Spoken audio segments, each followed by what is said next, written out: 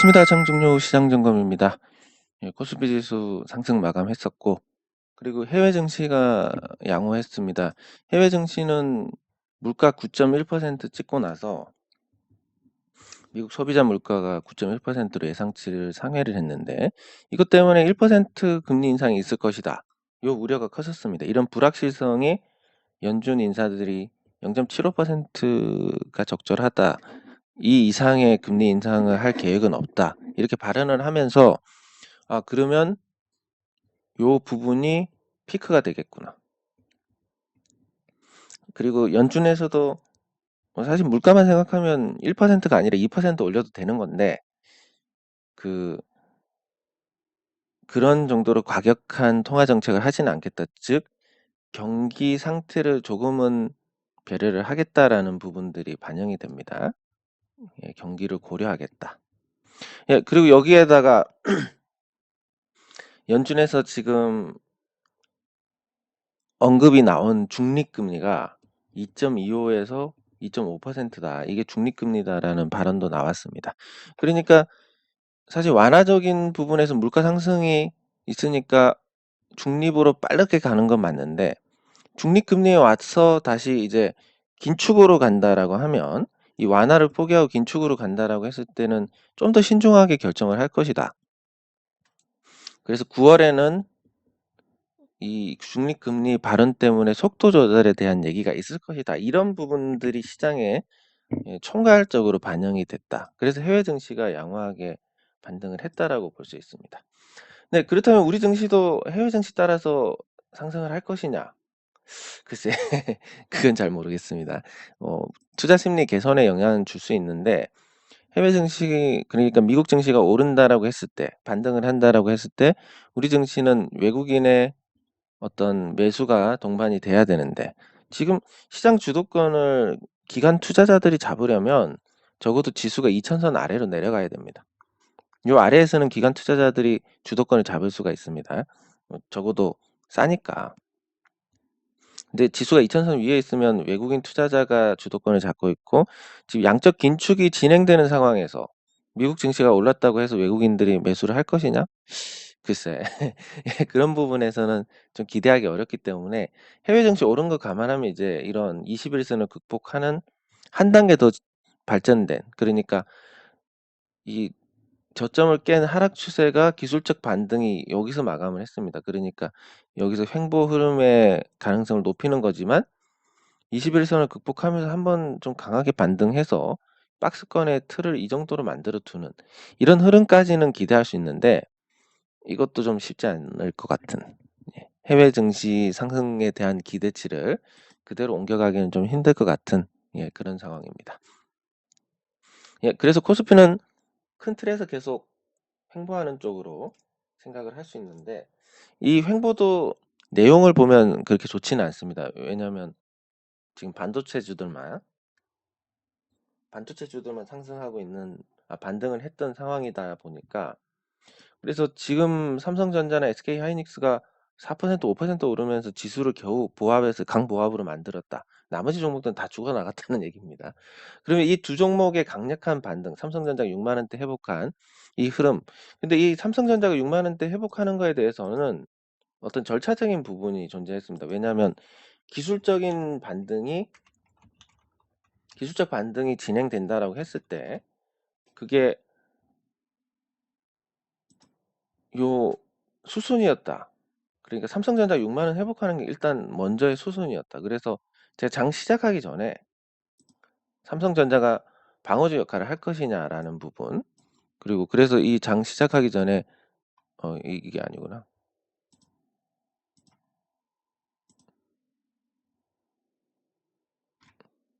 아이, 어디 썼지? 이제 죄송합니다. 제 꿈을 꿨나 봅니다. 제가 15일에 삼성전자 6만원 회복 여부에 대해서 언급을 한 것 같은데, 꿈을 꿨나? 네, 아무튼 이 절차적으로 이 6만원을 회복한다는 건 기술적 반등이 이제 삼성전자에서도 시작이 되는 거다.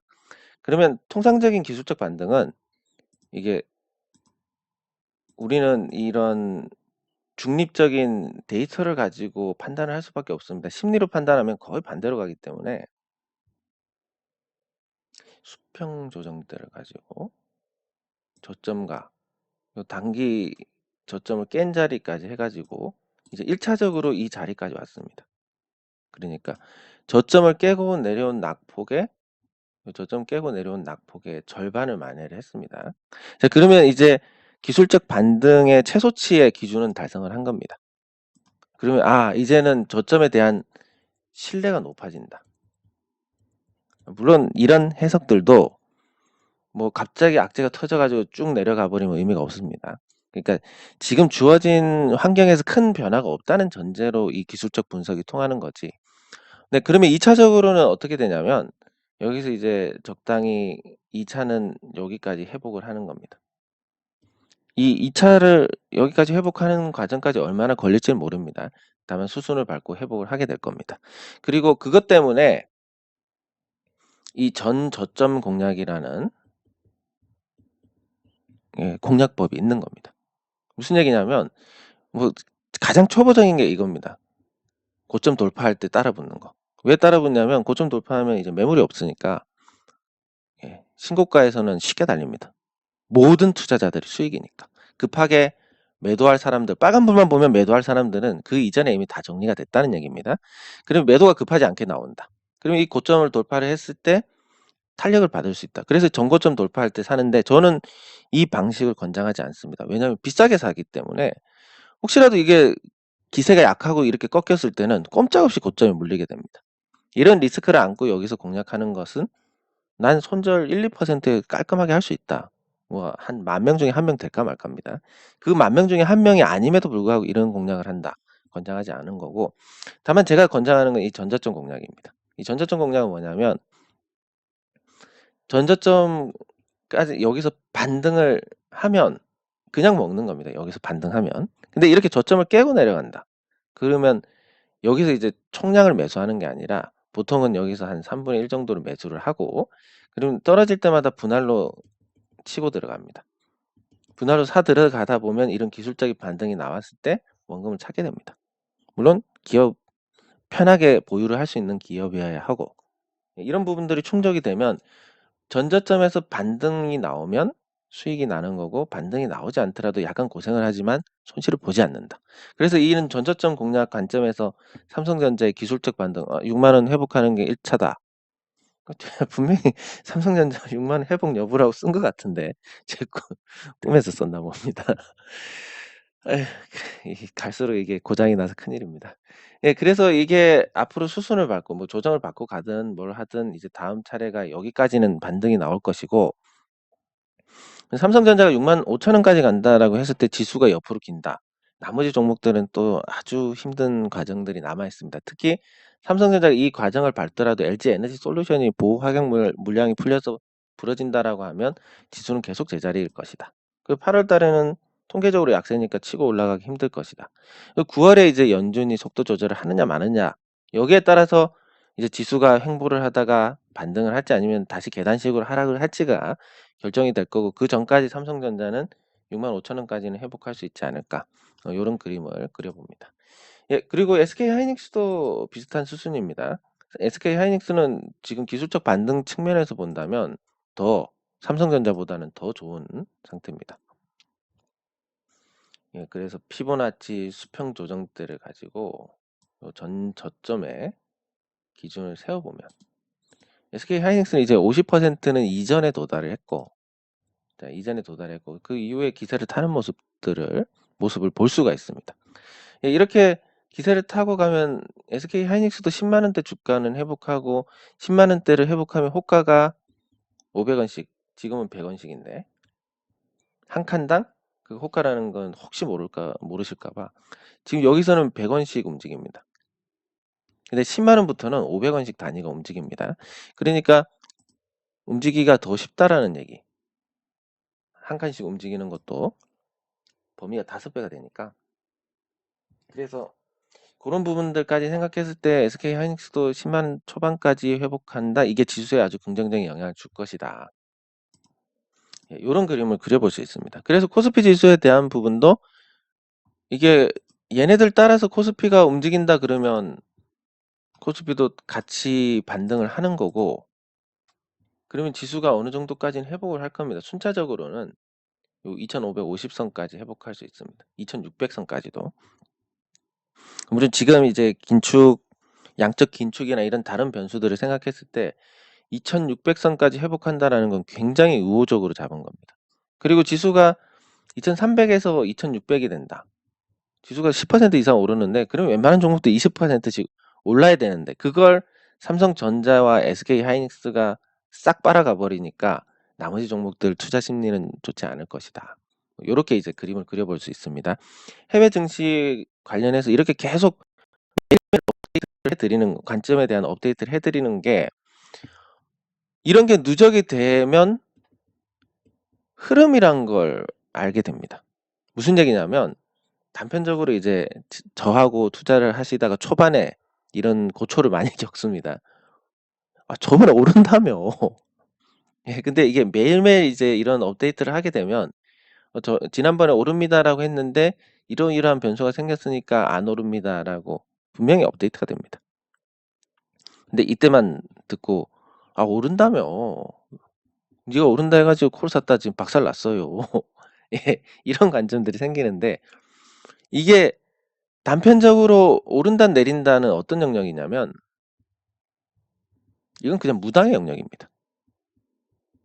여러분들 무당이 무슨 신내림을 받고 뭐 되게 신기가 있고, 물론 저는 그런 사람도 실제로 봤지만, 그거는 어떤 영적인 부분이 아니라 뭔가 우리 세상의 이런 그 시스템, 그러니까 매트릭스와 같은 이런 시스템에서 뭔가 오류가 났거나, 아니면 시간이 한 방향으로 흐르는 부분에서 약간 뭐 앞뒤를 볼 수 있다거나 뭐 이런 능력인 거지, 그게 뭐 특별하게 설명 못하는 건 아니라고 봅니다. 그러면 누군가가 오른다 내린다를 얘기를 하게 되면 누군가 맞출 것이고, 확률적으로 계속 맞추는 사람들이 나올 겁니다. 그러면 그 사람이 뭐 되게 잘하는 사람이냐? 그런 건 전혀 아니다. 무당의 영역인데 계속 오른다 내린다로 평가를 하고, 평가받기 싫은데 그렇게 평가를 해 나가는 이런 부분에서 이제 그런 트러블이 생기는 거지, 실질적으로는 그냥 흐름을 계속 얘기를 하는 겁니다. 지금 상황이면 이렇게 갈 것이다. 근데 변수가 생기면 다르게 갈 것이다. 그럼 투자에 무슨 도움이 되느냐? 투자는 우리가 대응을 하는 거지, 예측샷은 기준을 잡기 위한 것밖에 안 됩니다. 예측은. 예, 그래서 그 기준을 잡아 나가는 거고, 그 기준의 흐름에 따라서 시장의 반응도 같이 살펴 나가는 거지. 이걸 오른다 내린다로 목말라 한다면 평생 사기꾼밖에 못 만나게 됩니다. 왜냐면 삼성전자 그래서 뭐 65,000원 간다고? 나 지금 삼성전자 전재산 올인한다? 오케이? 누가 오케이 하겠습니까? 그러나 여기서 이제 사기꾼은 장담한다. 장담하니까 당신 수익 나면 뭐 한 반은 나를 달라. 요게 이제 사기꾼들입니다. 그러면 더 믿음이 가서 좋아. 베팅을 합니다. 올라가면 50% 떼주고 내려가면 없어집니다. 예, 그래서 이런 부분들에서 그 시장을 보는 인식, 매일매일 이렇게 업데이트 해드리는 것도 그런 인식에 대한 어떤 교정을 바라는 마음에서, 아마 여기 보시는 분들은 아마 대부분 그런 시각을 갖고 계실 텐데, 그 외에 1% 정도로 보고 나머지 99%는 투자의 책임이 누구 책임인지도 모르고 오르나 내리나 이것만 관심 있고, 예, 그렇습니다. 그래서 그런 부분들을 매일매일 이런 업데이트를 통해서 시장 흐름을 말씀드리는 거, 이게 실질적으로 여러분들께 오르나 내리냐를 생각하시는 분들한테는 도대체 이게 무슨 의미가 있는데, 이렇게 생각하시는 거고, 시장 흐름을 계속 이해를 해 나가시려는 분들한테는 도움이 될 겁니다. 네, 그럼 댓글 확인하도록 하겠습니다.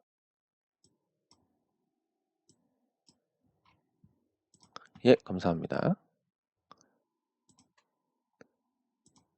예, 웰푸드팜 주식 얼마 안 되지만, 그리고 웰푸드팜에서 지급을 한 거라서 사실 제가 뭐 감사하다는 말을 드릴 부분이 아니고, 그 자신이 있고 사업에 자신이 있고, 그리고 주주분들을 더 많이 확보를 해서 이 자신감을 증명을 하고 싶다라는 이 웰푸드팜의 어떤 호의다라고 보시면 됩니다. 저는 그냥 그걸 연결을 시켜 드린 거고 제가 혼자 안 먹고 연결을 시켜 드린 거지 그게 저한테 감사할 일은 아니니까. 예, 웰푸드팜 혹시라도 그 인근에 가실 계획이 있으시면 웰푸드팜 한번 방문을 해 주셔서 요 또 받은 걸 보답을 해야 또 우리는 그런 사람들이지 않습니까?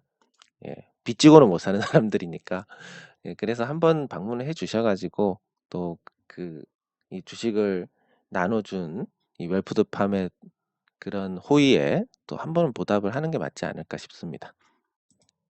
네, 감사합니다. 예, 감사합니다. 예, 감사합니다. 예. 그 진정한 경제적 자유인 요거에 대해서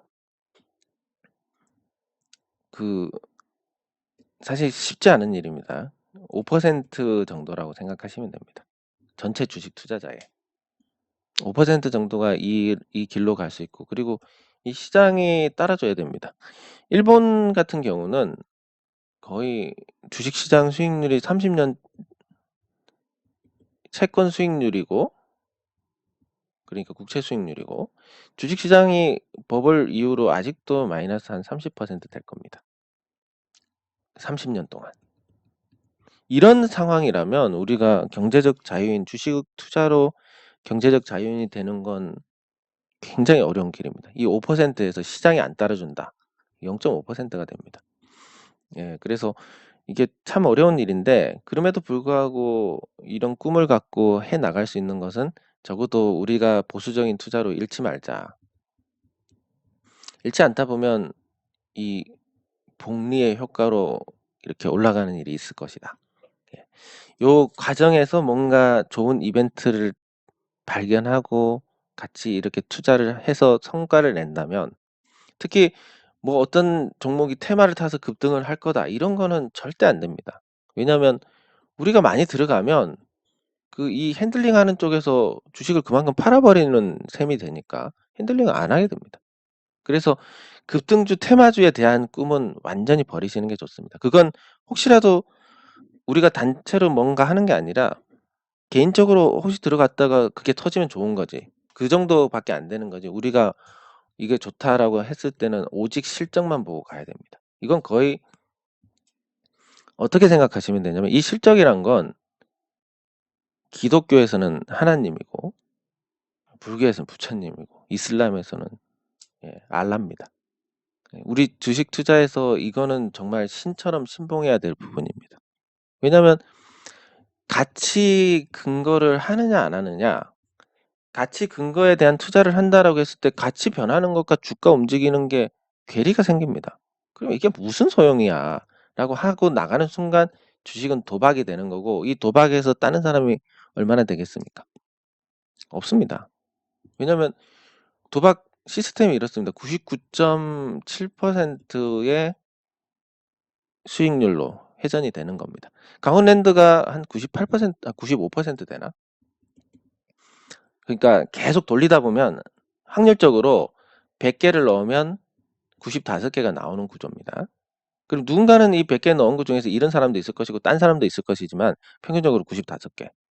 그게 계속 반복되다 보면 어떻게 됩니까? 0이 됩니다. 이게 주식 투자도 똑같은 시스템입니다. 99.7이기 때문에 속도가 느릴 뿐 계속 매매하다 보면 결국 나가리가 됩니다. 그렇게 다 없어지는 게 없어지는 것에서 단타 매매를 하라라고 조장을 하고 이 단타 매매를 하라고 조장하는 사람은 유튜브 수익을 얻게 됩니다. 광고 수익을. 그 사람은 광고 수익으로 잘 먹고 삽니다. 다른 사람들 죽든 말든. 무슨 짓을 하는지도 모를지도 모릅니다. 네, 그래서 우리가 생각하는 건 맞지 않더라도 결국은 실적 따라간다. 개 산책하듯이 주인이 따라가면 개가 앞서거니 뒤서거니 하지만 결국은 같이 따라간다라는 여기에만 초점을 맞춰서 해야 되는 거고 그렇게 해야만 우리가 같이 뭔가를 이뤄낼 수가 있습니다. 아니면 이런 경우는 어떻게 됩니까? 이 종목 엄청나게 오른다. 제가 미리 선취를 하고 범죄입니다. 이거는 미리 선취를 하고 여러분들께 오른다 이것만 꼭 사시라 이렇게 해가지고 주가가 올랐습니다. 저는 탁 팔아먹고 나갑니다. 예. 이게 뭐 사실상 범죄고 혼자 먹겠다고 나머지 다 죽이는 행위입니다. 그러면 제가 다른 분들 돈을 다 해드리는 먼저 해드리고 이렇게 돈이 없어서 주식 투자를 거의 1년째 못하는 상황임에도 불구하고 영신금속 주식은 갖고 있습니다. 예. 왜? 그게 사람으로서의 최소한의 그런 행위니까. 제가 이거를 만약에 뭔가 여러분들 선동해 가지고 위에서 팔아먹었다. 예, 이건 뭐 그냥 짐승입니다. 예. 돈 몇 푼 벌자고 그런 짐승 같은 행위를 할 수 있느냐? 할 수 있는 사람들이 사실 대부분이더라. 제가 저 빼고 못 봤습니다. 그런 거 안 하는 사람은. 예. 그래서 경제적 자유인이 될 수 있을지 없을지 모르고 굉장히 낮은 확률이지만 적어도 그 과정에서 여러분들을 실망시켜 드리는 일은 없을 것이다. 결과가 나쁠 수는 있습니다. 근데 과정에서 저 새끼가 사기쳤네 이런 일은 없을 거니까 어쨌든 여러분들께서는 조금 편익을 얻게 됩니다. 뭐냐면 제가 A, B, C 선택지를 제시하면 여러분들은 여기서 내가 봤을 때 A는 조금 맞는 것 같아. B는 저 친구가 조금 과하게 몰입한 것 같은데 C는 실적 전망 내가 생각했을 때는 이 정도하고 다른데 이렇게 그냥 주어진 선택지에서 여러분들은 비판적인 선택만 하시면 됩니다. 그래서 경제적 자유인이 되는 건 조금 더 쉬울 수 있습니다. 저보다. 약간 잡설이 길었는데 아무튼 오직 실적만 보고 가야 된다. 예, 그거밖에 없습니다. 그래야만 적어도 손실을 보더라도 재기도 할 수 있고 손실을 보더라도 회복이 될 수 있는 겁니다. 예, 뭐 여기서 뭐 더 빠져봤자 얼마나 빠지겠습니까? 예, 그리고 이 정도 손실이면 굉장히 선방하고 계신 겁니다. 시장이 3,300에서 2,300이 됐다라는 건데 고점 기준으로 해서 이 정도 빠졌으면 개별 종목들은 거의 한 마이너스 50% 됐을 겁니다. 고점 기준으로. 예, 그리고 흔하게 한 30% 이상 뭐 많이 보고 있습니다. 그래서 선방 중인데 페이퍼 코리아 1,800원에 20%. 예, 나중에 같이 살펴보도록 하겠습니다.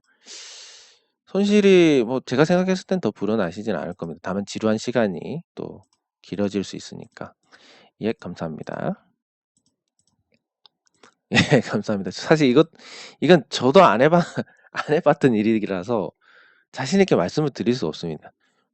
여러분 계좌에 현금 넣어두고 계시다가 정말 이 타이밍이다 생각하실 때 지르시면 됩니다. 그렇게 하시면 됩니다. 이런 말씀 못 드립니다. 왜냐하면 하루도 현금을 갖고 있는 게 쉬운 일이 아니다 보니까. 예, 그래서 말씀하신 것처럼 이게 어렵기 때문에 시스템으로 통제를 해야 됩니다. 이 시스템으로 통제를 하는 게 뭐냐면 계좌에 현금이 있다. 제가 말씀드리는 모든 방향은 이 시스템입니다. 뭐냐면 계좌에 현금이 있으니까 6시간 30분 동안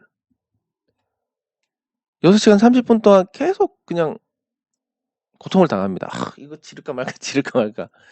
사람이 아무리 인내를 해도 이 사람의 호르몬이나 바이오리듬이 매일 한결같을 수 없기 때문에 특히 여성분들은 더 그렇습니다.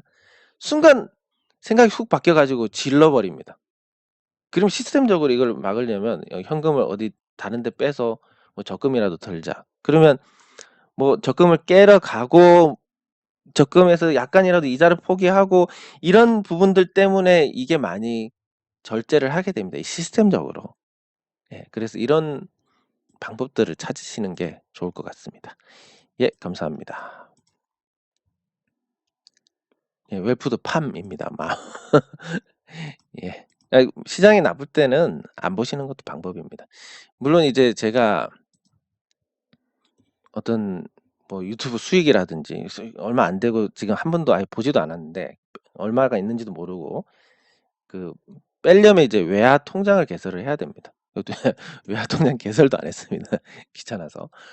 예, 그러면 이제 여러분들이 많이 보시는 게 어쨌든 저한테는 편익이 큰데 그게 시장에서 여러분들께서 이 나쁜 시장에 계속 보면서 경험을 얻어야 되느냐?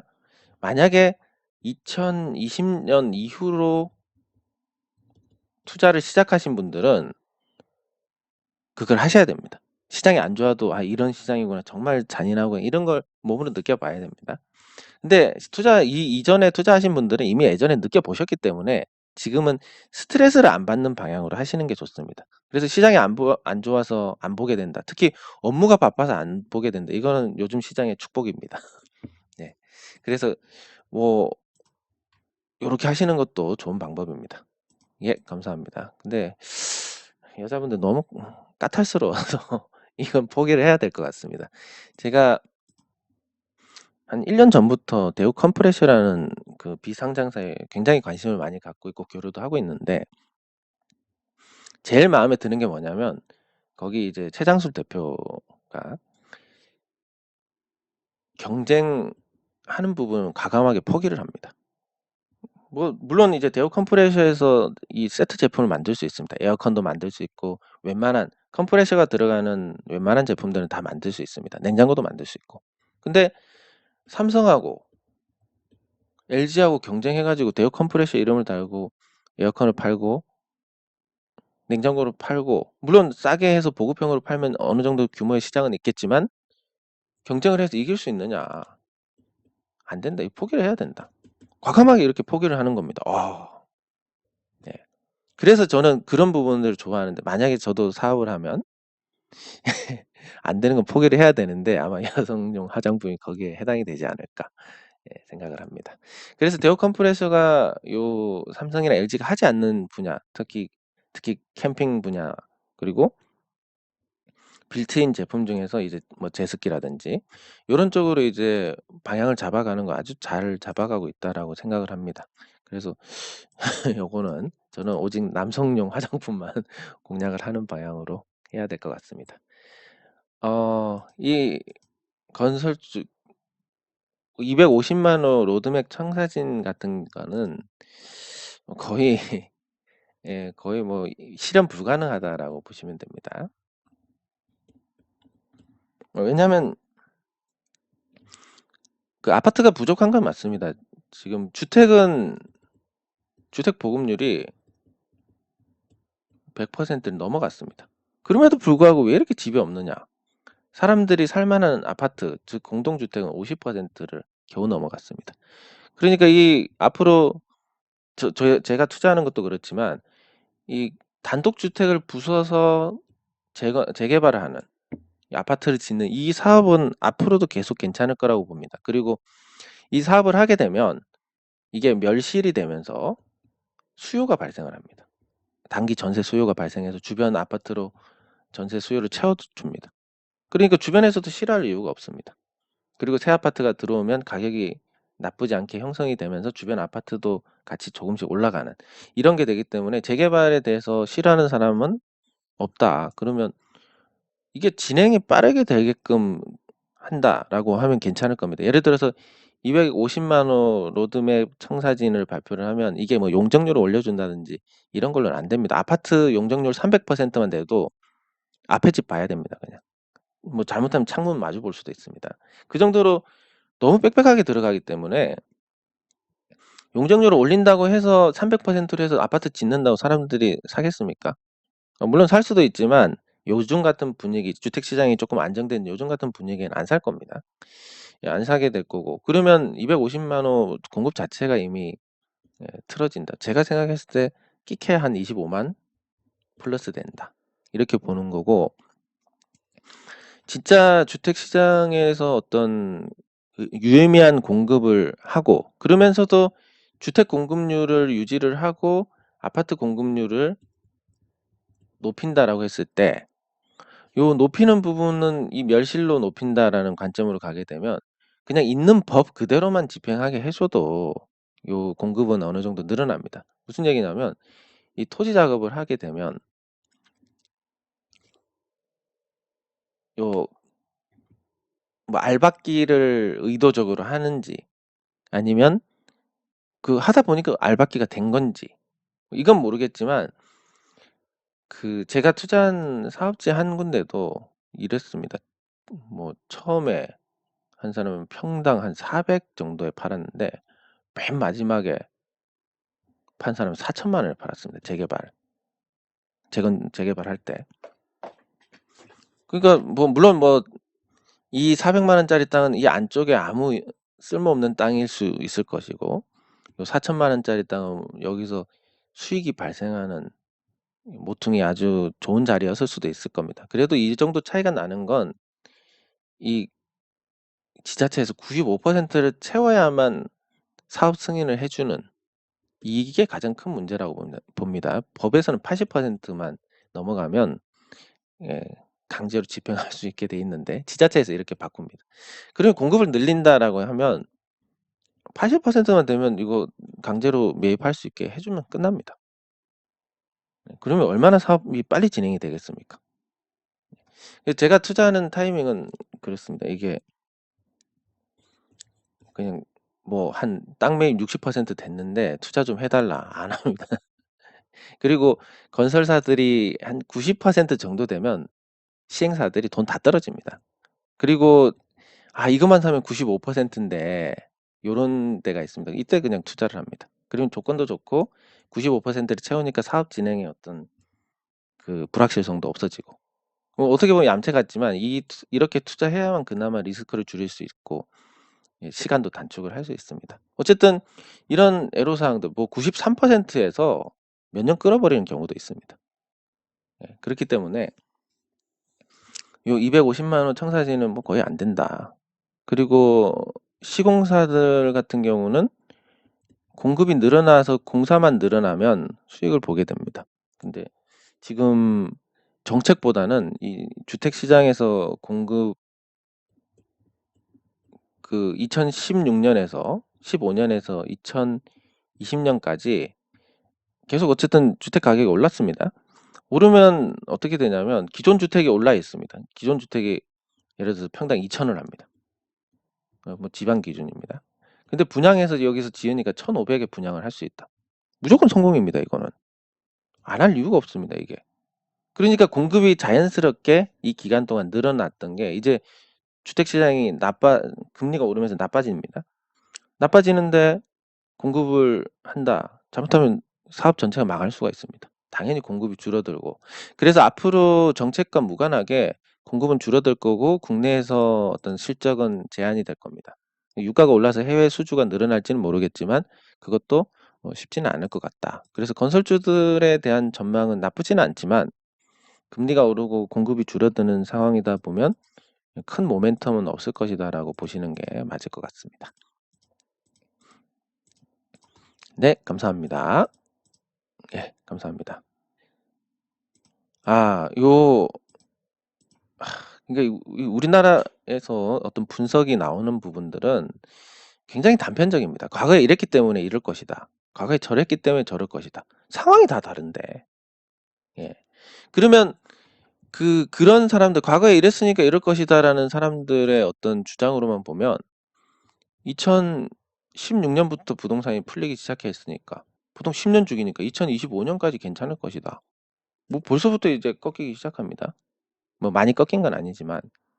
자, 그러면 장기 하락에 대한 부분도 관점이 바뀌어야 됩니다. 물론 한번 꺾이면 이 구조가 이렇게 됩니다. 이건 이제 제가 뭐 현장에서 경험한 게 아니라 이 시행 관련 투자를 하면서 좀 벼락치기로 공부를 한 부분인데, 그래서 현실과 다를 수도 있지만 대체적으로 구조가 이렇게 되는 것 같습니다. 집값이 오르면 수요가 늘어납니다. 집값이 오르니까 사야 되니까 일종의 영끌이 탄생을 하게 됩니다. 이 영끌로 사게 되면 이제 더 이상 살 사람들이 없습니다. 그래서 항상 영끌족들이 고점을 잡게 되는데, 주택 가격이 빠지게 되는데, 빠지면 어떻게 되냐면 이제 매수자가 없어집니다. 왜냐면 집을 샀다는 데는 그만큼 편익이 있어야 됩니다. 집값이 오를 것이라는 기대가 있어야 사는데 매수자가 없어집니다. 없어지면 결국 월세가 남게 됩니다. 매수자가 없어졌을 때. 그럼 이 전세 월세 가격이 오르게 됩니다. 수요가 늘어나니까. 그리고 집을 갖고 있는 분들도 뭐 이자 비용이 늘어나니까 월세도 올려야 되고, 또 뭐 보유를 하는 데 드는 뭐 재산세라든지 이런 비용도 있으니까 세금이라든지 아니 건강보험료라든지 이런 부분에서 또 그걸 만회하기 위해서 올리게 됩니다. 그럼 매수자가 늘어났고 공급은 한정이 돼 있으니까 이 전월세 가격이 오르게 됩니다. 그러면 이 집값이 내려가다가 전월세 가격이 올라가니까 이게 다시 집값을 밀어올리는 그런 역할을 하다가 어느 시점이 되면 '에이 차라리 집을 사는 게 낫겠다.' 하는 그런 시기가 옵니다. 예. 그러면 이제 다시 집값이 올라가는 거고 이 주기가 보통 한 10년 정도 주기를 갖고 있는데 이 코로나 때 이제 주식 시장의 어떤 이런 주기도 많이 짧아졌듯이 주택 시장도 여기서 꺾이면 주기가 한참 줄어들게 됩니다. 그래서 그 상승도 하락도 좀 짧게 짧게 가지 않을까. 예 한 5 년씩 5 년씩 이렇게 좀 줄어들지 않을까 상황이. 예 그렇게 보고 있고 그런 관점에서 봤을 때 '2년 후에 제로 금리가 된다면 집값 하락이 멈추고 다시 상승할까요?'라는 부분 전 잘 모르겠지만 집값이 하락했다는 것도 사실은 뭐 '호가가 하락했다.'라고 보는 게 맞을 것 같습니다. 뭐 5억 하다가 13억 이렇게 내놓으면 누가 삽니까 단기적으로 이렇게 올라갔는데. 근데 어쩔 수 없이 여기 들어와야 되는 사람들이 꼭 있을 겁니다 몇 명. 그런 사람들이 체결한 가격이거나 아니면 부동산 업자들끼리 서로 주고받은 가격이거나 이런 거지 실질적으로는 5억 짜리가 13억이 됐다는 어떤 증거도 없습니다. 그리고 주식과 다르게 아파트는 층수마다 다 편익이 다르기 때문에 가치도 다르고 전부 다 각각의 자산으로 보고 그래서 뭐 어떤 아파트에서 13억이 거래됐다 해서 다른 것도 다 13억이냐 그것도 아니기 때문에 딱히 하락했다고 보기도 좀 어려운 호가만 그냥 떨어졌다. 호가 떨어진 호가 13억 하는 거 8억에 내놔도 어쨌든 올라 있는 겁니다. 여기서 이제 시장에서 용인한 가격이 형성이 되고 지속이 된다면 이제 이게 진짜 오른 거고 그러면 이 8억이 내렸다고 할 수 있느냐? 아직 없으니까 집값 하락이 멈춘다는 개념보다는 호가가 정상화되느냐 요런 개념으로 보시는 게 맞을 것 같습니다. 예 그래서 뭐 지금 하락 물론 금리가 오르면 어쩔 수 없을 겁니다. 예. 해지 수단으로 인버스를 산다. 현금이 너무 없으시면 인버스 사셔도 괜찮은데 현금이 어느 정도 있으시면 하실 필요가 없습니다. 지금 이미 1000 포인트는 내렸는데 여기서 내려봤자 얼마나 내리겠습니까? 예 감사합니다. 네 감사합니다. 예 감사합니다. 아유 오늘 잡설이 길어 가지고 시간을 너무 많이 써 버렸네. 예 그러면 이제 아까 SK하이닉스, 삼성전자 봤던 부분에서 연장해 가지고 LG에너지솔루션을 보면 이게 이제 이 세 종목이 시가총액에 미치는 영향이 굉장히 크기 때문에 LG에너지솔루션이 삼성전자, SK하이닉스가 반등할 때 보호 하강 물량이 풀려 가지고 죽는다. 예 이런 그림을 그려 볼 수 있는데 이게 이제 27 일입니다. 27 일까지 제가 생각했을 때 얘네들은 최소한 43만 원을 만들어 놔야 물량을 다 소화를 할 수 있을 겁니다. 아니면 기약이 없습니다. 43만 원까지는 만들어 놔야 되는데 지금 반등 분위기도 만들어졌고 하기 때문에 여기까지 올려 놓을 겁니다. 이게 여러분들 탈출할 수 있는 마지막 기회입니다. LG에너지솔루션 보유하신 분들은. 예 그리고 이 이후에 물량이 쏟아진다라고 하면 43만 원은 돼야 하한가를 가더라도 30만 원 위입니다. 예. 그럼 여기서 제대로 때려 버려도 그날 하루는 자유롭게 팔 수 있다라는 얘기입니다. 온갖 뭐 소문을 내든 프로그램을 돌리든 뭐든 거래량을 잔뜩 만들어 가지고 이거를 30만 원 위에서 다 털어 버린다. 요런 경우를 제외를 할 수 없는데 아니면 도저히 못 팔 상황이니까 그냥 암묵적으로 아무도 안 팔고 가져갈 수도 있습니다. 예 근데 일단은 이런 노력은 하지 않을까. 그래서 43만 원이 되면 오히려 훨씬 더 위험하다.